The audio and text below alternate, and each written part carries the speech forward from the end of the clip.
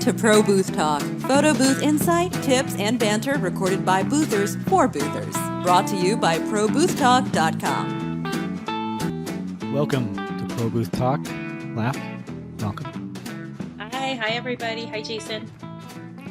So in our last episode, we kind of spoke about listening to the feedback of your customers and reviews and whatnot.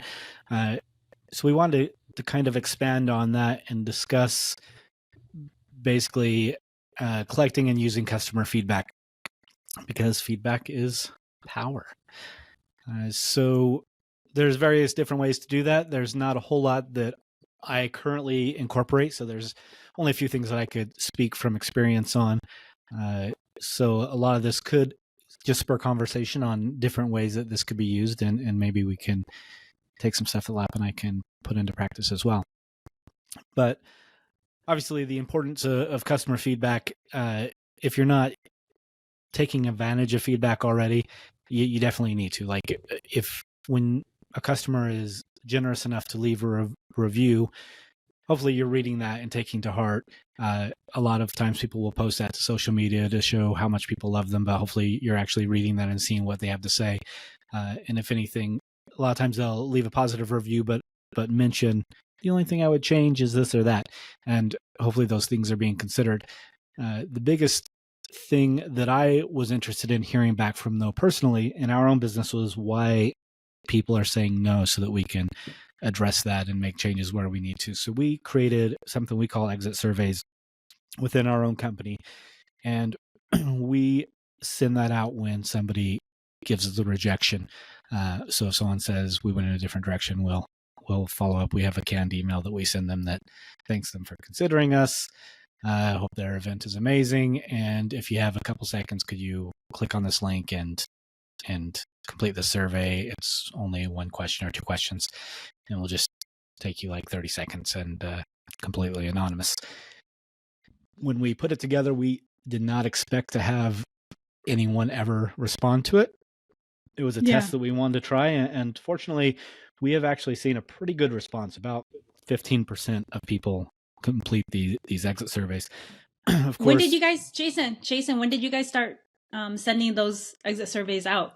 It was about 2 years ago. So a little bit after COVID, I guess, which is kind of silly that that's like our benchmark for telling time now. But I'll just end it with, it was a couple of years ago. So we incorporated this, and it's been a lot better than we anticipated, and it's been a good training tool with my sales team. Specifically, we have someone named Shannon here that works with us, and she came to me once and she was concerned that she was being too pushy with forms, like just emailing people, because we have the model that we don't stop selling until they say no, like, or their event's passed. People will ask, like, how many times should you do an email follow-up if they're not listening to you? And we do endlessly until they tell us no. And we'll tell them that. We'll say, hey, we haven't heard from you in our last couple emails. If you've moved on, that's okay. Just let us know so we can close your file out.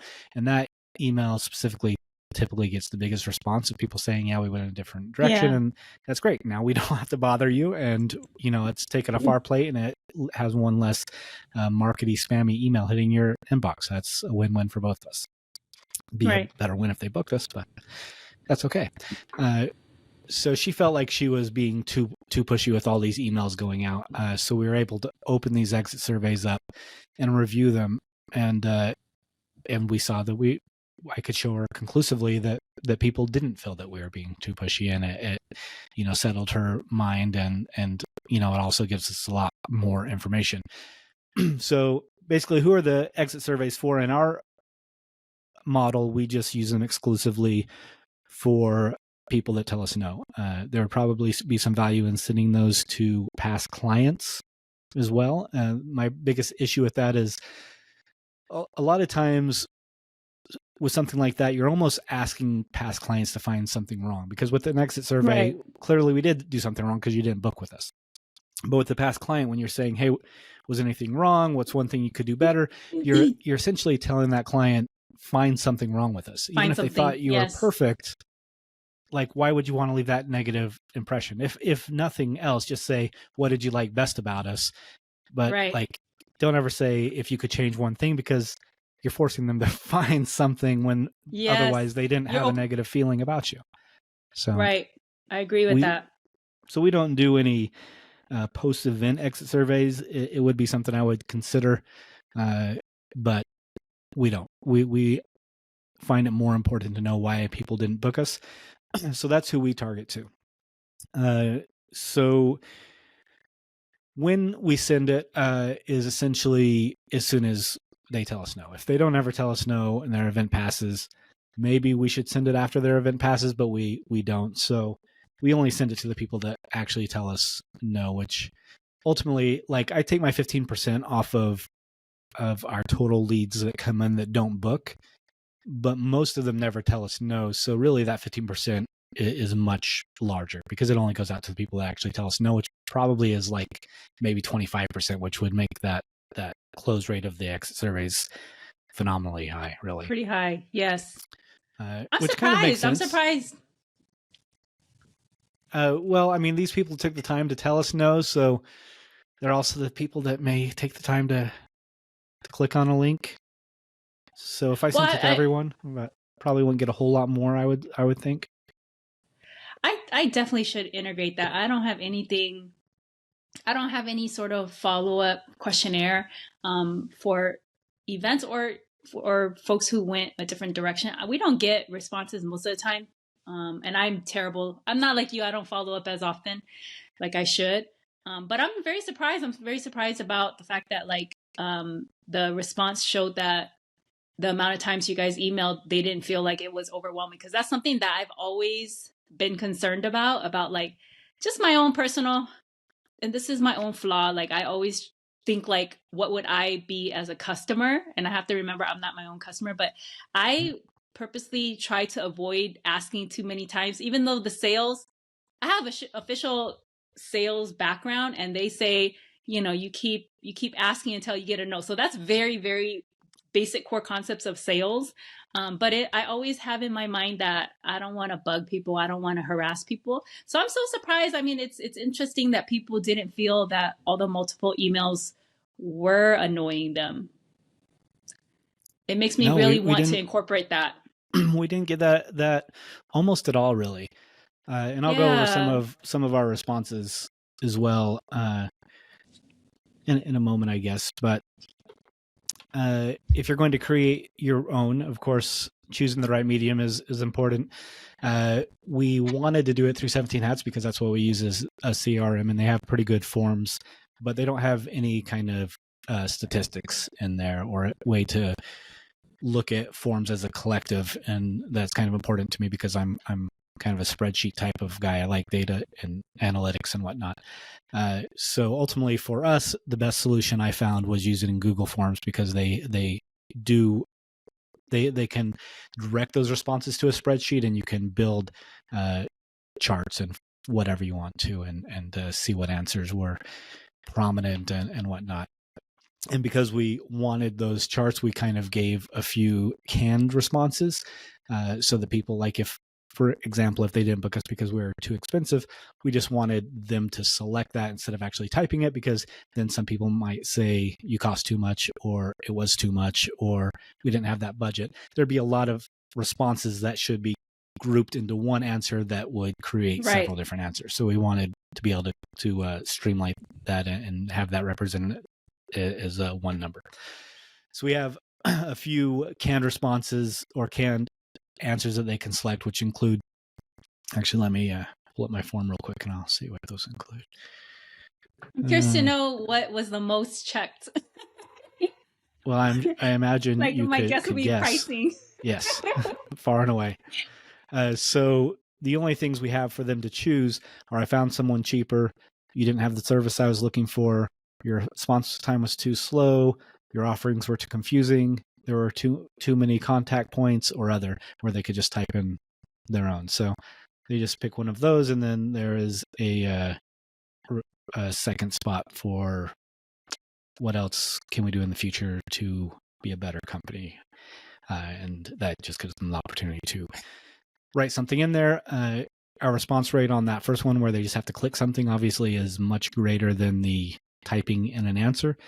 Personally, when I have these type of surveys from other companies, I'm happy to go and click, 5 out of 5, 4 out of 5. But as soon as you're like, why did you give us that rating? I will either skip or exit the survey because I'm not interested in writing an essay about your services. If you make it easy and I could just check, then I'll help you out. But don't make me write. Jason, what has been a surprising response that you've gotten? Like, has there been anything that has surprised you or caught you off guard with responses from your exit surveys at all? I'm just curious. This is not something I've done, but it's not really a surprise. But we had one that said, "I decided to open my own photo booth company," and that's I guess the honesty is surprising. But a lot of people when you go around and meet people at PBX and whatnot, that's pretty common response. Like, why did you open your business? Like the two biggest responses are, I had a photo booth for my wedding and I thought I could do better, or I wanted a photo booth for my wedding and it was too expensive, so I just did one myself. So it's not surprising that is a response, but the honesty was kind of surprising. Back to where I was at. I have too many tabs open here. So has there been anything that you've changed in how you run the company because of the responses that you've seen in these surveys? I'm just curious if I really need to start incorporating this because I don't do this. No. So we're pretty unique, and maybe people, when they're actually writing things, they're just naturally better spirited and nice. But the people that took the time to fill it out and write something really enforce the way that we run our business. Because let me pull up my questions here.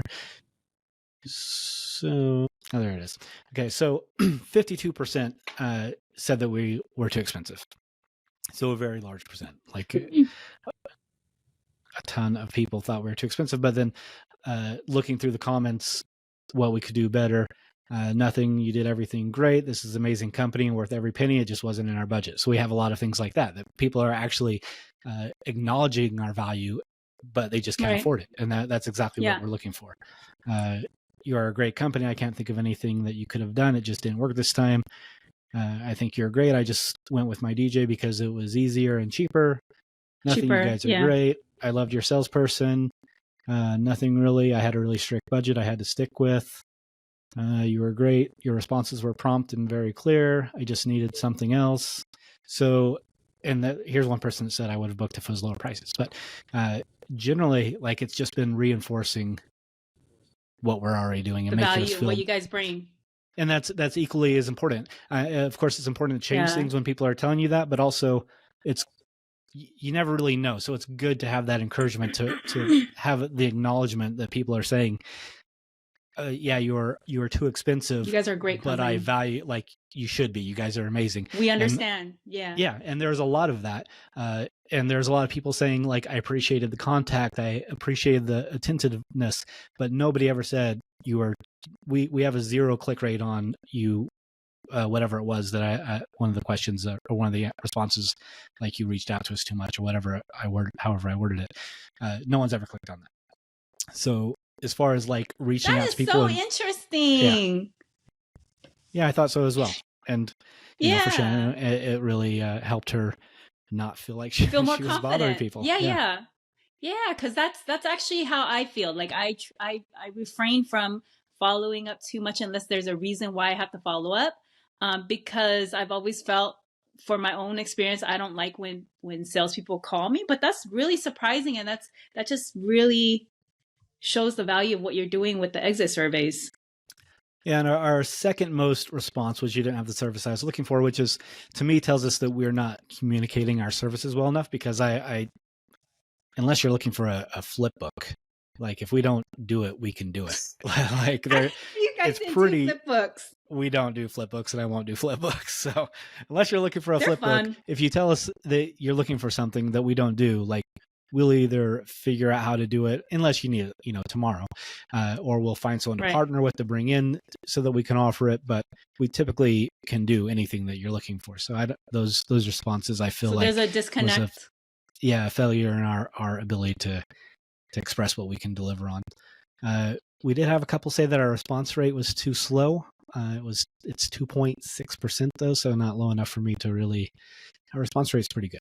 Like these people must have been like on the weekend, which we do set like hours that we observe. Like we're not responding to you at 2 a.m. or on a Sunday, whatever. And I know a lot of companies doing that. That's fine if that's your model, but we have our business hours and we stick to them.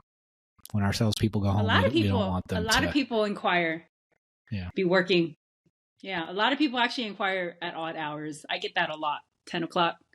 Yeah, and I know 2 o'clock. I can't remember who it was. I think it's Catalina that was in one of her speeches was saying that like she'll respond to a customer at 2 a.m. and that's just how she runs things. If she's in bed and she gets a text, she'll respond. But like that's fine if you're a solo op, but I'm not going to demand that of my staff. Like I want them to have that disconnect when they leave and go home, that they could spend time with their families and not have to worry about sales coming in or whatnot. So we keep a hard close time. If you're not in the office, we use a company called Grasshopper for our phones.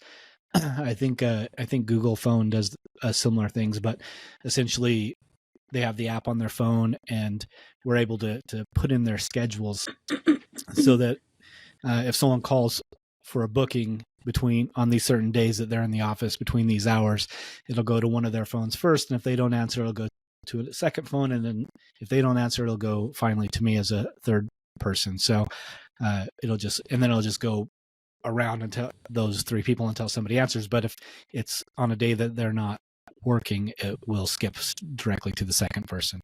So it's a good system to make sure phone calls are being answered and whatnot.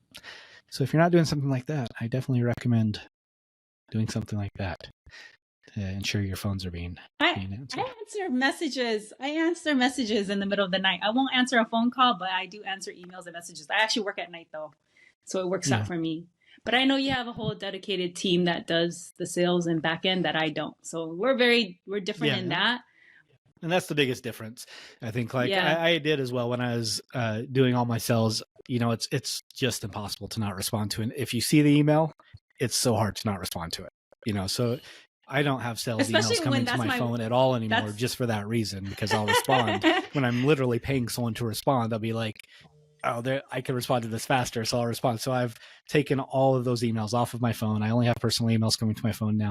And if you reach out for a quote after hours, you're not getting a response. But it's only 2.6% said we were too.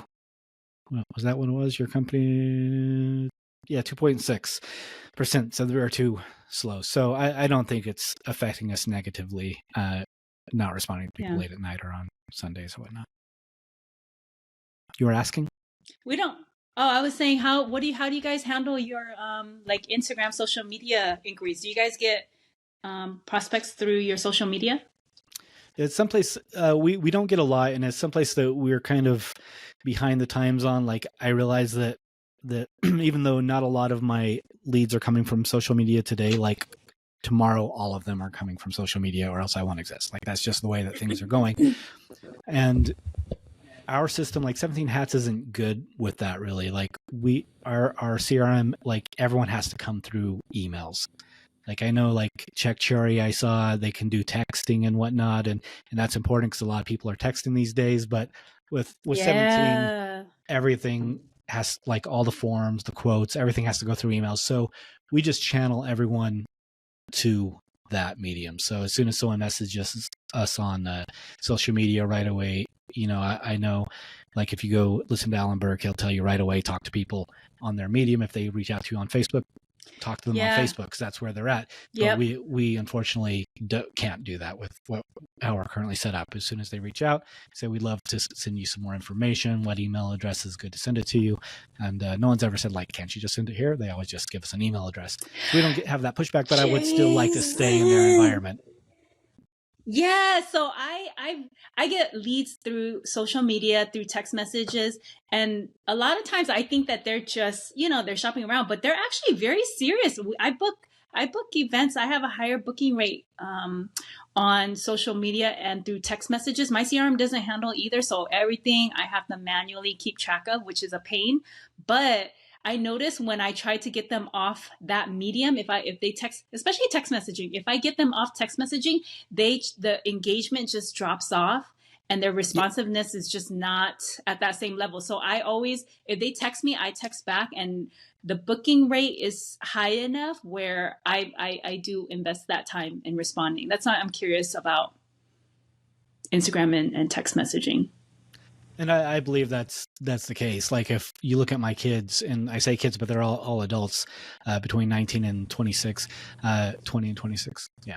If I look at their phones, like they will all have a badge on their email app that says like 10,200. Like they don't use email at all.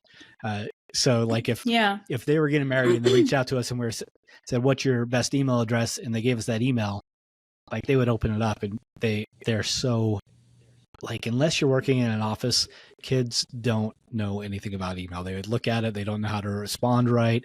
You're lost in like all the spam from every subscription they ever signed up for, you know? So I wholeheartedly agree that we need to find a way to effectively move away from email when it's needed.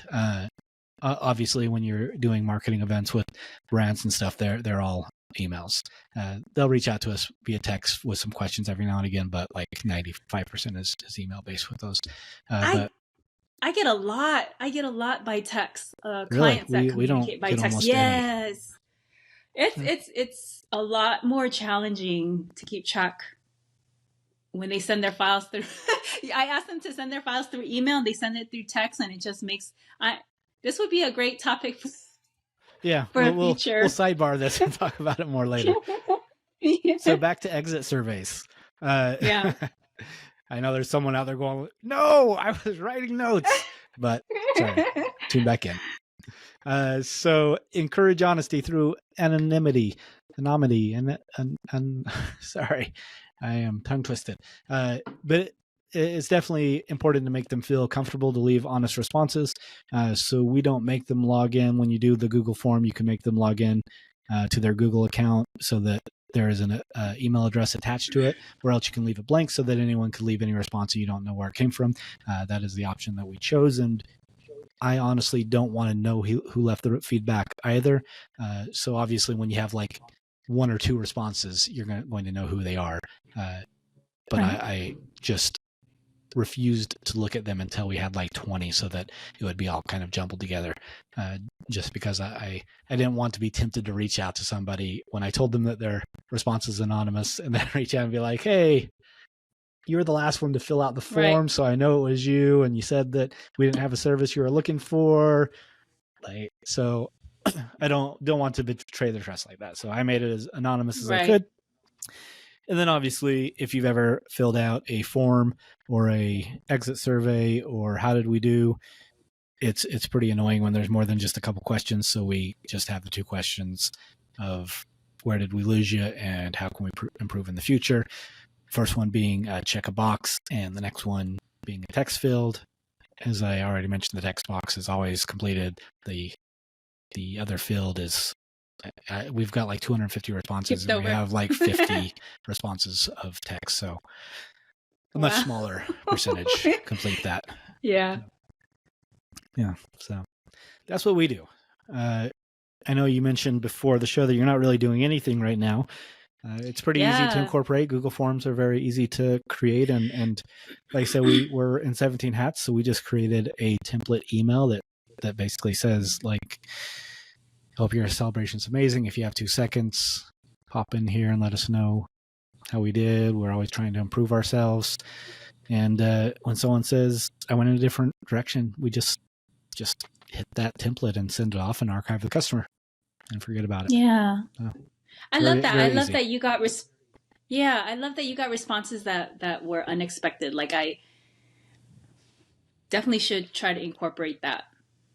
Yeah, very easy to incorporate. And I think it's valuable for everyone, whether it's addressing changes that need to be made or reinforcing things that you're not sure about. Because obviously, when you have a large number of leads that are going unanswered because of your price, you start doubting and wondering, should I lower my price?